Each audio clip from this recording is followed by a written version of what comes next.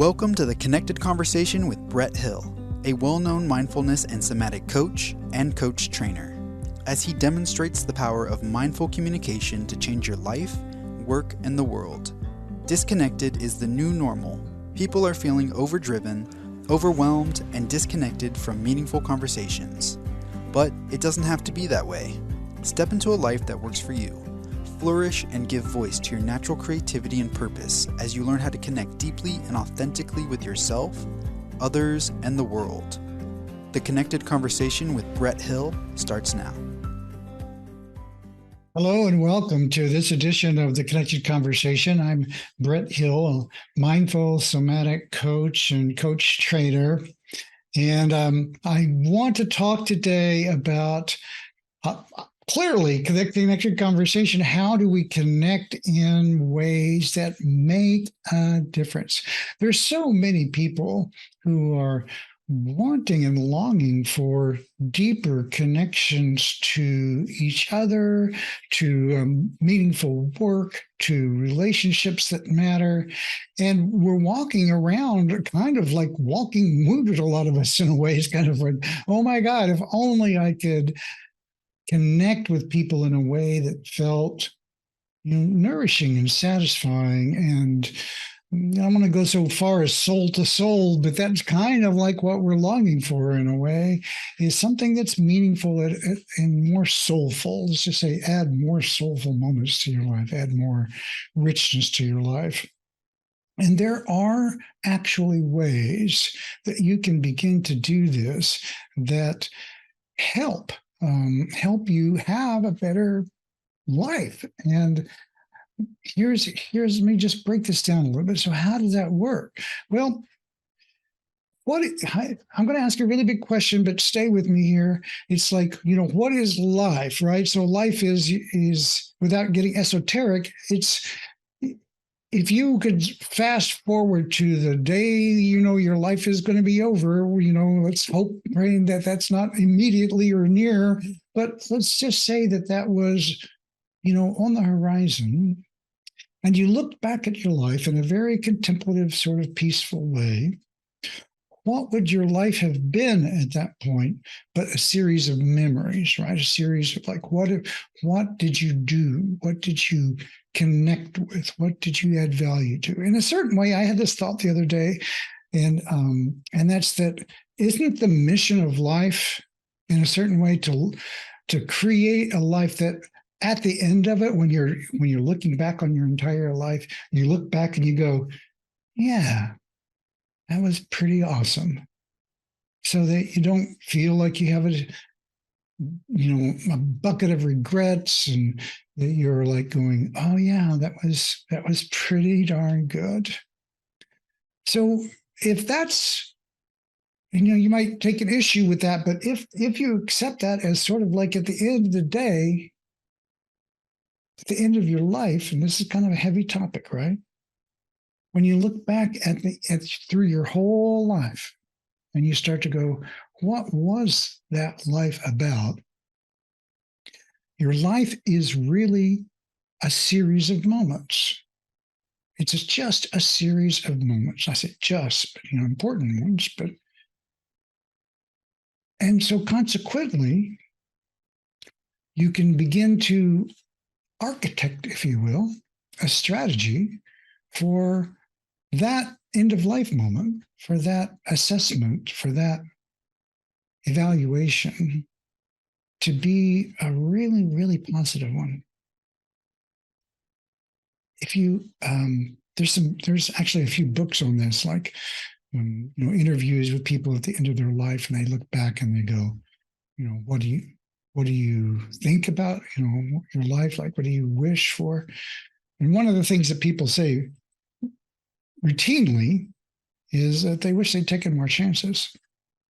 And so that's a clue, I think, like the people who have lived long lives, and they look back and they go, wow, I wish I'd taken more chances. So in these moments, you have a choice about what kind of experience you have. Now that's bullet number 2. So bullet number 1 is Your life is a series of moments. Number two is you have a choice about the quality of that moment. Now, which moment do you have a choice about? There's only one moment. If you've ever read Eckhart Tolle or, any of the mystics in the world, really gets down to there's only one now. There's only one now. And so this is the moment that you have authority over. You can't choose tomorrow. You can't change your past. But you can choose your moment today, meaning, and now obviously, you can't change who your parents were, where you were born, or the color of your skin, or the number in your bank account magically. If you can, I want to be listening to your podcast. But you do have a choice around quality of your experience right now.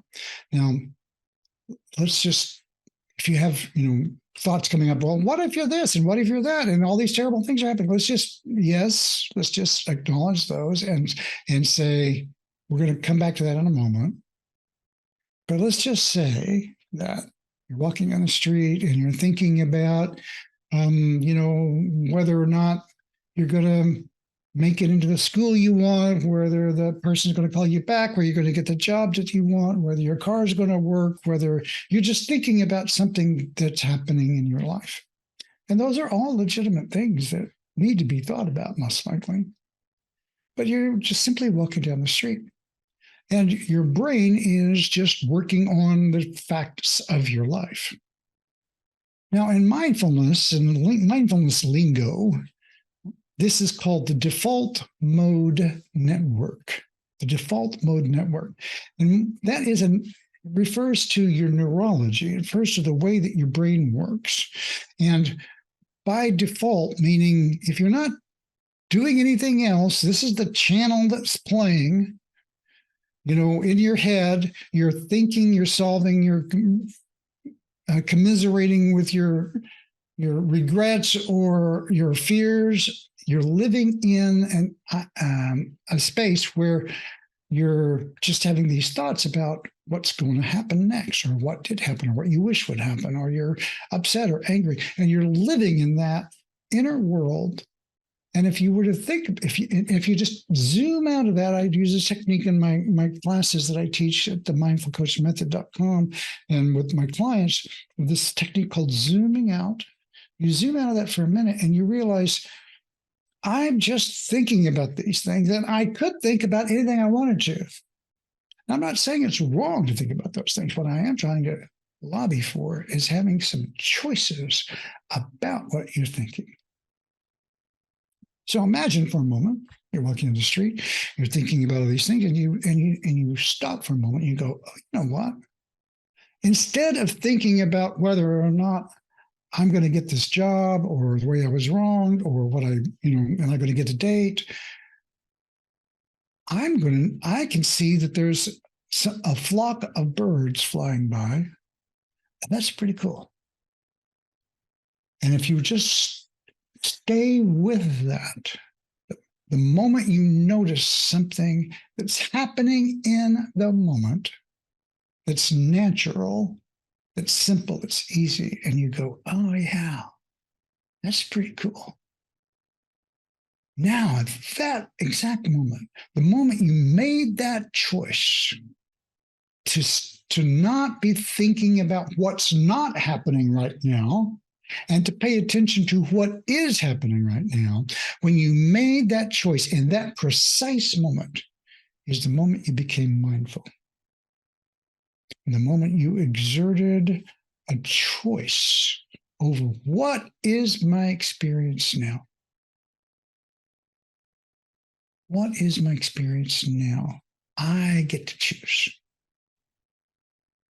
I get to say, what kind of experience am I going to have right this moment? Now, you might be going, well, hey, Brett, terrible things happen, and it's true. So I don't have a choice around those things, and that's also true, too. But you do get to choose who are you going to be in relationship to those things. I know that's a really big deal to say, and I don't want to sound like I'm trying to advocate for being okay with whatever happens and any kind of irresponsible behavior coming your way to make yourself simply be okay with it. I am not saying that. I am an advocate for justice, proactive, sometimes forceful justice, meaning, hey, if we're being ripped off, do something about it. There's injustice in the world, get out in the street and talk about it. But do you want to live your life in an agitated state? Because let's be real about this. There is enough injustice in the world to keep us upset every moment of our lives for the rest of our lives. And if you turn on the news, you're going to hear a lot about it. And at the end of that experience, your nervous system is going to be jangled. That's the way it is. You don't have much choice about these kinds of things because we influence each other. So if I put you in a room full of angry people, that's going to have an impact on you. So my point here being that there are an unlimited number of things in the world to be unhappy about. And rightly so, there's a lot of injustice in the world. Now, what's the flip side of that is there's also a unlimited number of things in the world to be happy about, to be enthralled about, to be overwhelmed with the beauty, the magnificence of this planet, the incredible capacity for compassion and creativity, the unyielding beauty is also present. Right? So what do you choose to connect to? Are you going to stay connected to the default mode network your entire life? So you look back on your life and you go, you know what? All I ever did was solve problems, fix things, take care of whatever came along, plan, figure out how to pay my taxes and make money. And I just, I was a responsible person, but I just kind of lived in doing whatever came up next and not really having much authority over the experience of my life moment to moment.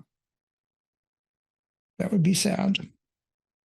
And my wish for you is that you have the opportunity to learn or more empower yourself to be able to look up from our habituations. And I'm not saying I'm free from default norms, because I'm not, because I'm a human being. None of us are. But I do make it a practice to walk down the street and notice my thoughts and go, I'm just going to be in the moment here. I'm going to look at these people. I'm going to notice their faces. I'm going to see that cute puppy walking down the street. I'm going to smile and feel elated when I see a child laughing and playing. I'm going to look at the sky and go and stand there and wonder at the magnificence of it. And those are choices. And it's not like I'm just flopping around in a space of unicorns and rainbows, because I'm also going to take action to fix things that need to be fixed and to right wrongs and speak up for things and to say my truth and declare my boundaries. Those aren't pleasant experiences, but that's not my entire experience. And that's a choice. So we'll talk more about this when we come back from the break. This is The Connected Conversation with Brett Hill. Thank you.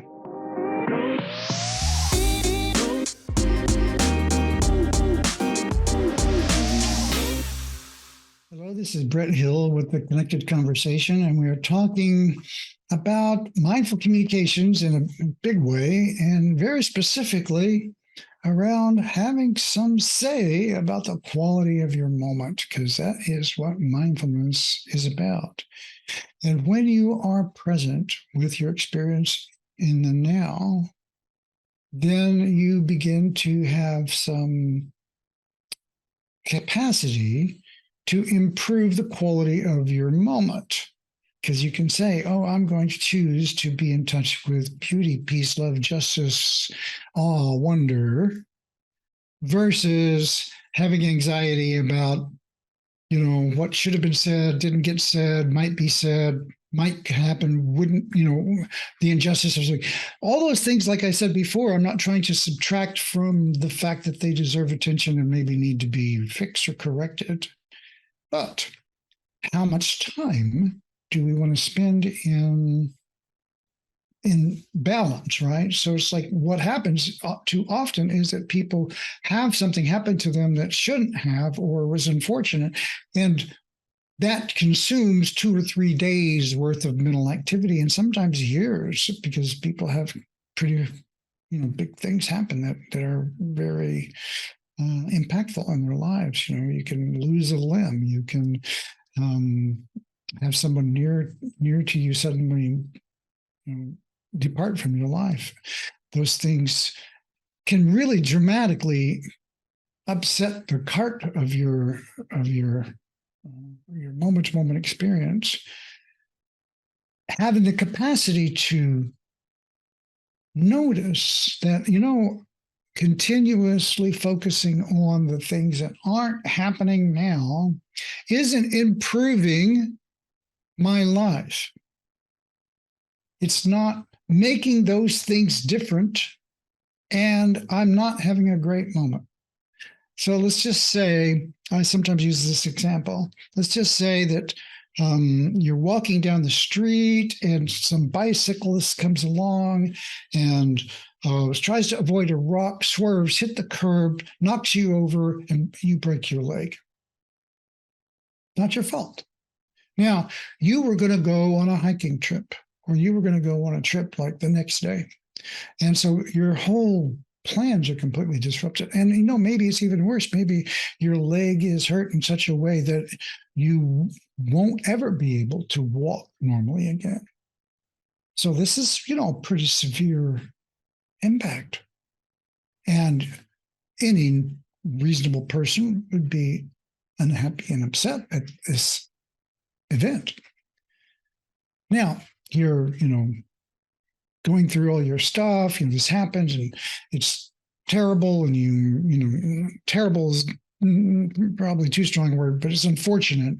And, you've got these outcomes that you have to manage and disruptions to your plans and all your ideas and investments in your travel, so many disruptions, right? And it's not your fault. You're truly, in this case, I'm going to say a victim, and I don't mean that to be the big V, like you're born as a victim into a world that victimizes you because of your race, role, or other thing. But something unexpected happened to you that you didn't cause. You weren't a participant. You just happened to be in the wrong place at the wrong time.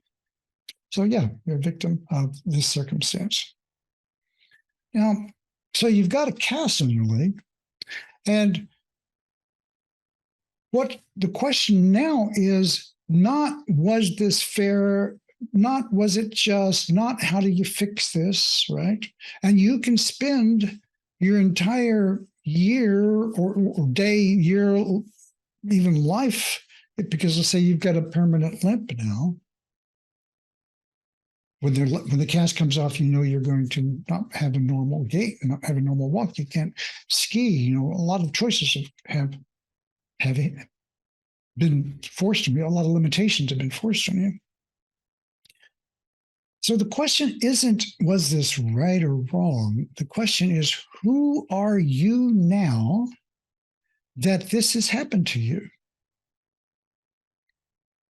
Are you someone who lives in relationship to the injury? Or are you someone who simply has this injury? And what I mean by that is, like, are you constantly going to be upset about this is unfair, my life changed and everything sucks, and I don't have a fair shake in life because of all of these things that happened to me, because this thing happened to me, and none of those thoughts are going to change the circumstances.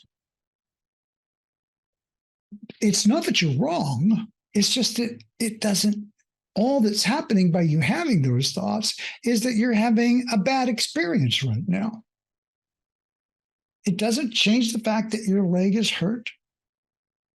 What it does change is the way that you're experiencing this moment.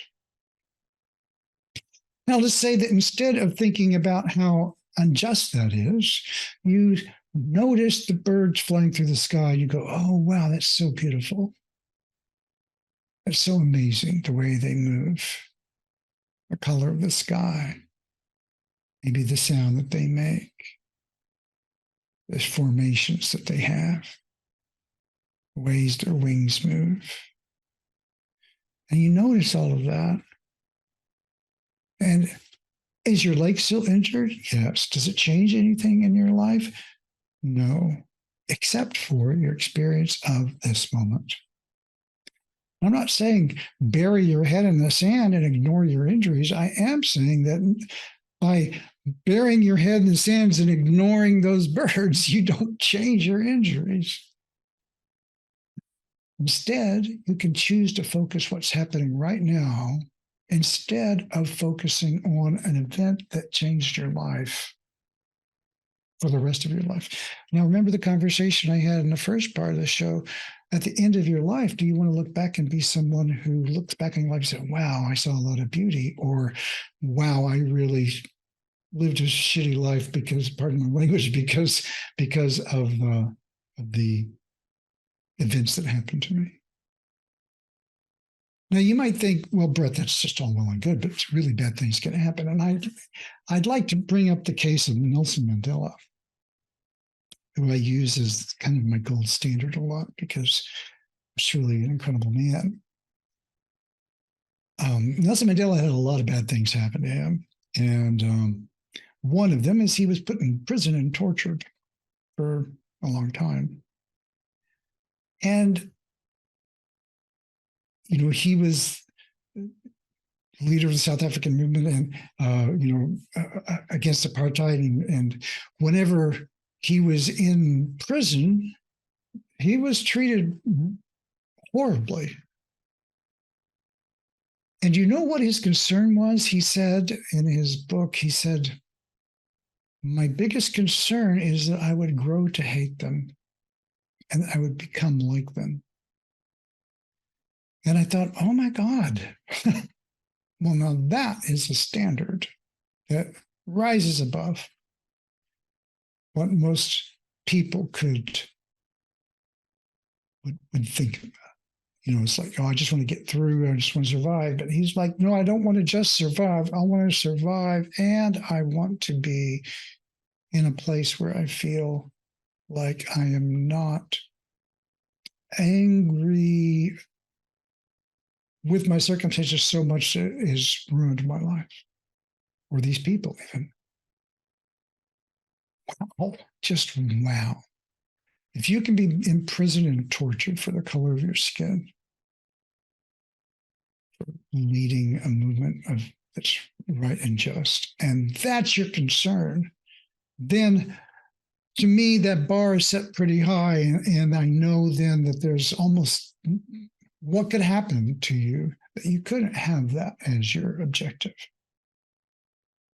Instead of becoming enraged and bitter and victimized, you rise above because you choose to. It's a choice to make. That's the key. There's a choice here. Now, how are you going to learn to make these kinds of choices? Well, I have an idea about that. I have a saying when I teach people about mindfulness that if you want to be mindful under stress, you have to practice when you're not. If you want to learn to be mindful under stress, and we are talking straight up about mindfulness here, really, it's like I can choose to feel different. I can choose to connect to something that it feels good instead of something that feels bad. That choice is a conscious choice in the moment. So how do you begin to do that? You begin by making these small choices like I've been talking about. You're walking down the street and you notice you're thinking about something else instead of paying attention to your physical presence. What's it feel like to be walking? What's the quality of the air? What is the color that's around you? What sounds do you have? What are you hearing? Can you hear the birds? Or are there any? Are you, traffic? Whatever it is you can hear. What is your physical experience? Paying attention on purpose in the moment to that experience, and then just naming it to yourself. Oh yeah, it's like this. It's like this.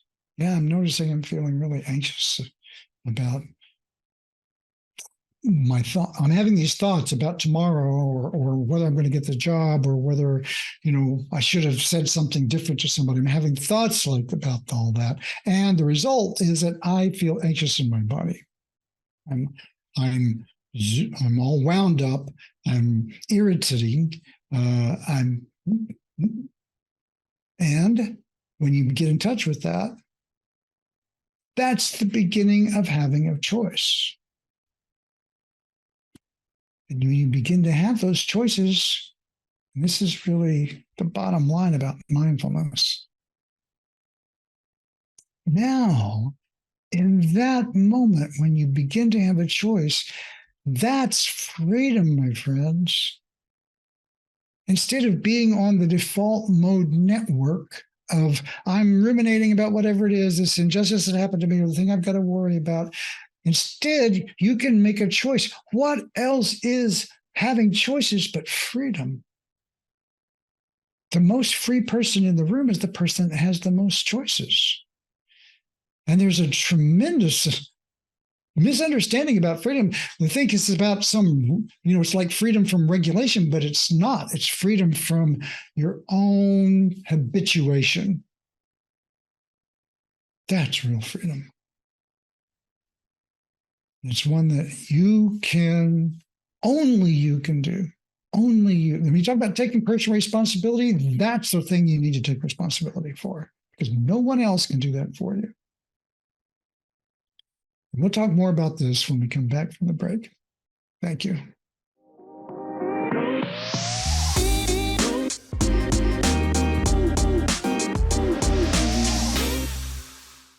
Hello and welcome back to the Connected Conversation. My name is Brett Hill. I'm the host of the show. And before we continue with this monologue on mindful communications and the power of it to change your life, and I'm absolutely certain and convinced and passionate about that, I wanted to say a few things. Once you can find out more about me at themindfulcoach.com, themindfulcoach.com, where you can find some details on the kind of work that I do, because I'm a coach. I can help people one-on-one. I also teach a class for coaches, healers, therapists, and others who value mindfulness in their life and work and want to bring more of it into their one-on-one sessions with people. I have a very specific class, which is really, the best I can do to help people learn the kinds of things I'm talking about and how you use that in sessions with people at themindfulcoachmethod.com. That's themindfulcoachmethod.com. And that class is registering now for upcoming cohort. And also, I'm the founder of the Mindful Coach Association. So if you're listening to this and you're a coach or a therapist or facilitator or some way where you use your voice professionally to help others, and you value mindfulness in your life and your work, you're welcome to join us at themindfulcoachassociation.com. It's free to join. And we meet every week. It's such a luscious group of people. It's just really rich. And you can meet your colleagues and connect. And we're doing everything we can to help us all be more successful in the world. So check that out as well. So there's many ways to kind of get into the stream of stuff that is going on. There is a lot of work going on out there in the mindful world. While I talk, just one voice speaking to the world here, I'm one of many, and there are thousands of people tens of thousands of people, maybe hundreds of thousands of people or more doing fabulous work out there in this area. And you are likely one of them. And if you'd like to connect with others in this way, in this field, and be inspired by their stories, you can go to the Mindful Coach Association. I have another podcast called The Mindful Coach, where you can hear firsthand the stories of these courageous professionals. So there's all these many ways that you can connect. I'll send you a free meditation as well if you listen to the video that's at themindfulcoach.com. And so you can have a guided meditation there. We were talking about freedom, true freedom, which is not the kind of freedom that people think of commonly. There is such a thing as, actual physical freedom, right? You have I'm going to go outside now, and you go outside now and nobody stops you. And that's yay. That's a good thing for us all. But there's another kind which is a little more insidious and invisible in a way.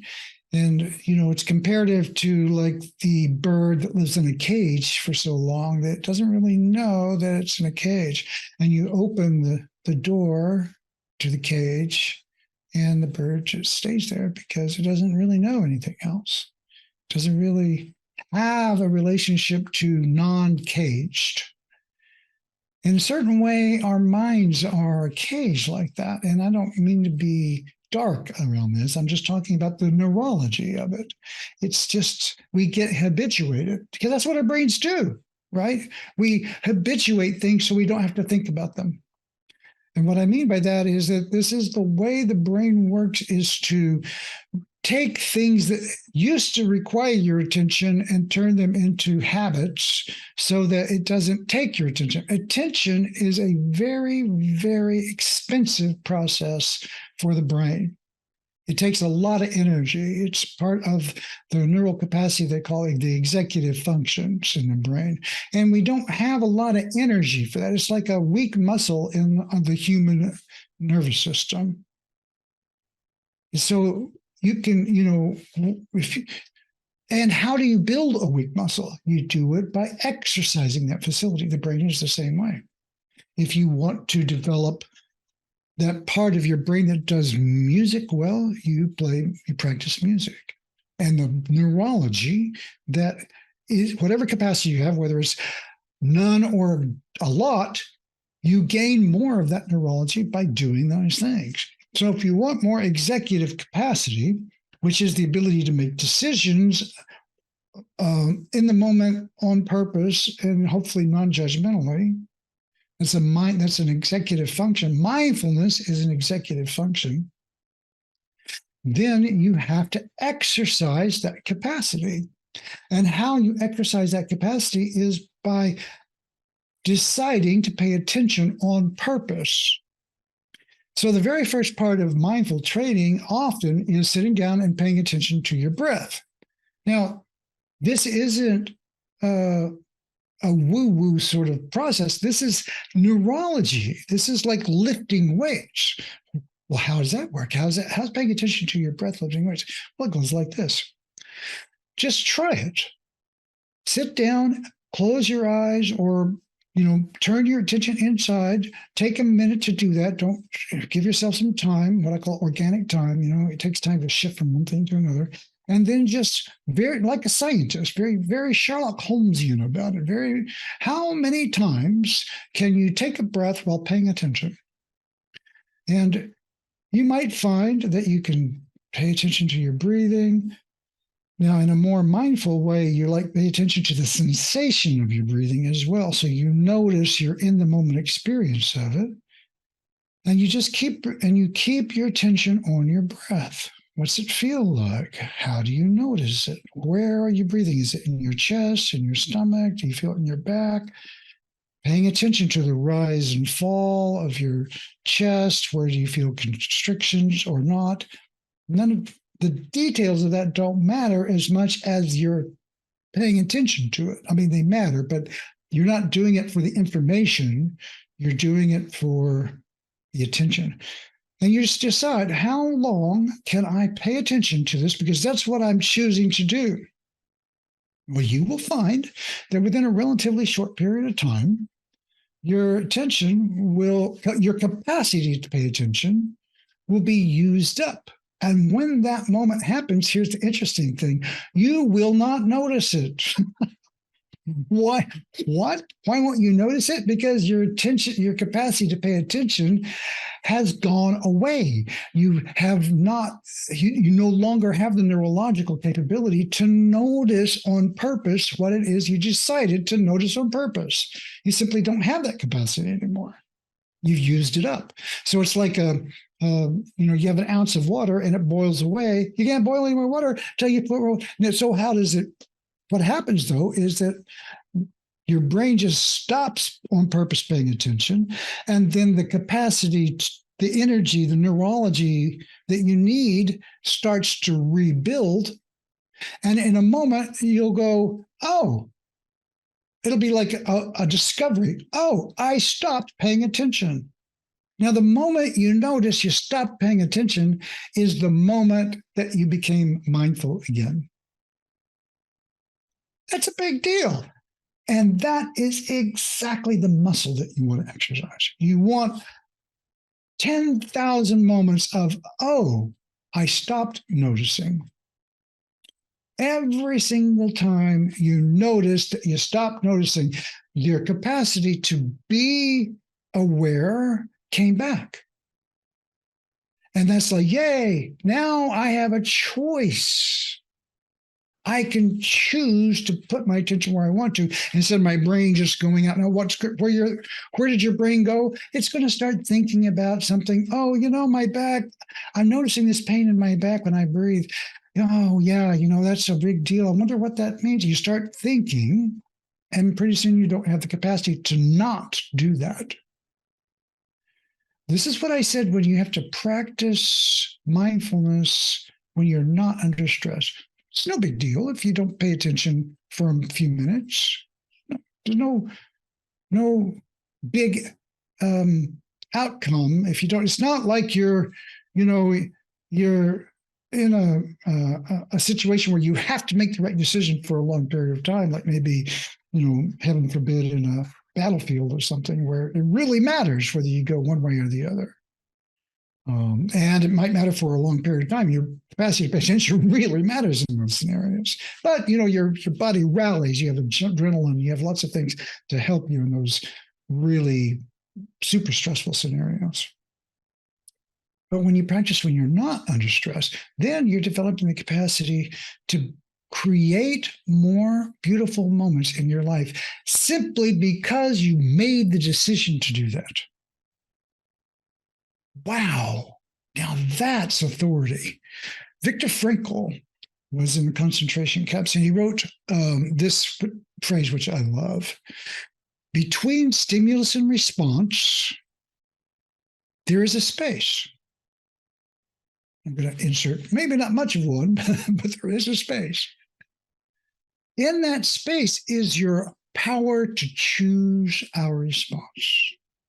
I'm noticing I'm not paying attention. I'm going to choose to pay attention. Someone says something mean to you. There's a moment, hopefully a moment you have where you can go, oh, I'm feeling like everything that in me wants to just snap back and just retort back and maybe say something angry that probably shouldn't be said, but I really, really want to. And maybe there's enough space in there you can take a breath. Your executive function is present. You can say, no, I'm going to choose to do something different. That, my friend, is freedom. So we'll take a break here and come back for the last segment.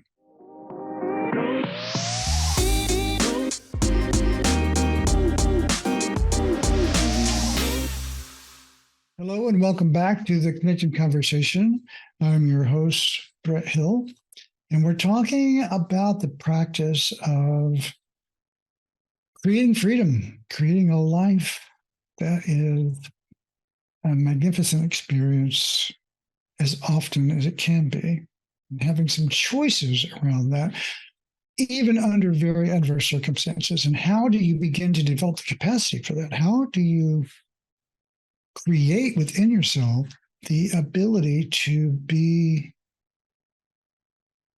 the creator, the manufacturer of your experience? In some ways, you do this in a very mundane way. You practice making these moment-to-moment decisions over and over again. I like to give a lot of examples about walking, because there's a lot of opportunities to be mindful and present whenever you're walking and you're outside, because you have the opportunity to connect to things that are outside of you that aren't ideas. They're not thoughts, they're just like, oh, there's a beautiful building, or isn't that an interesting car, or isn't that a beautiful face, or isn't that, a lovely cloud. And by choosing to notice the things in your world that, I'm going to use this phrase, light you up in a way, you're doing something very, very important. You're, number one, you're exercising your in the moment experience, your capacity to choose to be attentive to things that are pleasant in your world. It's exceptionally important, because every time you do that, you add a little richness to your life. Remember, we started with, what is your life but a series of moments? And now, through a mindful practice, you have the capacity to choose these better moments, to choose to make your moment better by practicing on purpose the ability to connect to something nourishing in the moment. Even as Nelson Mandela was, in prison, and being treated horribly, choosing to connect to something more beautiful than the horrific circumstances around him, and thereby preserving the integrity of his character, or even of his soul, if you want to say such a thing. So that later he comes out and he's still, a loving, compassionate, whole human being. And certainly he would have been justified in becoming, a bitter, revengeful person. But he had a higher calling. And we all can do that, just because, it's not, while I feel like that's, a pretty high standard, that doesn't mean that it's something that we can't all aspire in that direction. So wherever you're at, whether you're walking around in your days feeling pretty miserable most of the time, or whether you're feeling pretty good most of the time, wherever you are, you can make choices to elevate your capacity to be more mindful and present in the world. And that is going to elevate your effectiveness as well as your satisfaction. Why is it going to elevate your effectiveness? Because you're going to be less reactive, and you're going to make better decisions as a result. Something I discovered, for example, where was I the other day? And somebody commented on it. I was at a restaurant, and was standing waiting on some food, and was taking way too long. Now, I could tell that the person at the counter was very stressed and having a hard time. And, and I wasn't having a fabulous time, because I'm waiting on, what I might order, and time is going by. Some people that I was with were getting pretty irritated, and they're looking at me going, why doesn't this bother you? And I'm going, well, it does bother me, but I have found that by being understanding, I actually helps the other person want to help me more, right? So I don't want to say it's manipulative, but actually the outcome is better, because I'm choosing to stay in the moment. Me being upset about it isn't going to make this happen any faster. Whatever's going on in the kitchen, all I can do is register, hey, is there something up? What's the ETA on the ticket, And they're just literally having an anxiety attack almost. the best thing I could do as a compassionate human being is go, well, wow, they're having a really bad experience. And me adding to that, adding pressure to it, is not the kind of system you want to add pressure to, because it's not capable of being resilient in that moment. It's not capable of responding rationally or effectively, or not very capable. So the best thing I can do is simply be present and compassionate. And they noticed. The waiter's like, oh, thank you so much for your patience and your, and and so as a result, we had a little moment, and it's like, oh, it wasn't like life-changing, but instead of being a horrible experience for everybody, was a little moment of human connection and appreciation there. Now, that was a moment that was more or less chosen, because I didn't want to have a bad experience, even though the food was way too late. And me being unhappy about it wasn't going to make it happen faster. This is like the broken leg, right? Me being unhappy about if I had a broken leg isn't going to heal my leg. And so what do I want to have happen to me in the moment? What is my experience in the moment? And I want to encourage you. Now, this is another one of those situations where you can practice when there's not a lot of stress. Remember, if you want to be mindful under stress, you have to practice when you're not. So here you are at a restaurant and the food's late. What's the consequence of a bad outcome here? Well, it's annoying, but it's a low stress outcome, low risk outcome. So a great place to practice just being chill. And not that you don't want to do something about it, but you want to do something about it in a way that's more relaxed. Same traffic. Oh my God, so many choices in traffic. Anytime you find yourself being really upset with things that you cannot control, somebody pulls out in front of you, you can't control that, but you can control the next moment that you have. Are you going to be raging about how unconscious people are and how stupid people are and how they're in your way? Or are you going to choose something else? Like, take a breath and go, yep, that happens when you're driving. It's just a fact. Look at that beautiful tree, right? And notice what's true for you now. Really, if I could leave you with anything, the sum of all spiritual teachings, the sum of all mindfulness practices, gets down to this one question. And if you walk away with anything ever from any of the things that I say or do that's been of service to you in any way, let this one question be it. What is my experience now? What is my experience now? Let that be in your consciousness, whether it be, and open acceptance of it, whether it be good or bad. Oh, yeah, that's true. I'm upset, I'm irritated, I'm annoyed as hell. Yes, that's a fact. Or it's beautiful, I'm having a great time, lovely, I feel the wind on my skin, it's fabulous. Whatever is true, just notice it, acknowledge it, and be present. That's the path to freedom. That's the path to a better life. So at the end of it, you can look back at your life and go, my life was full of delicious, connecting moments. Thank you. This is Brett with the Connected Conversation, and we'll see you soon. Bye. Thank you for joining us today on the Connected Conversation with Brett Hill on TransformationTalkRadio.com. Tune in next time to experience the power of mindful communication to bring deeper meaning to your life, work, and the world.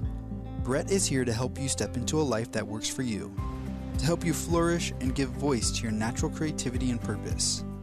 See you here next time on the Connected Conversation to learn how to enjoy the experience of your moment-to-moment life. For more information, visit theconnectedconversation.com.